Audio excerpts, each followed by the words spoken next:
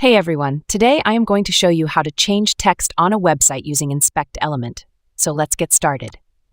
First, open the website where you want to change text, and then right-click anywhere, and then from the menu, click on the Inspect. When you select Inspect, a new menu will from the right side. Now, simply click on this little arrow icon at the top, and then click on the paragraph or text on the screen that you want to change. When you click, the paragraph or text coding will be highlighted at the right side.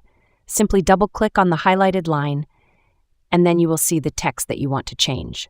Simply double-click on it to select it, and then remove this text. Once you're done, now type the text that you want. For example, I am typing, "Hello everyone. I am changing this text."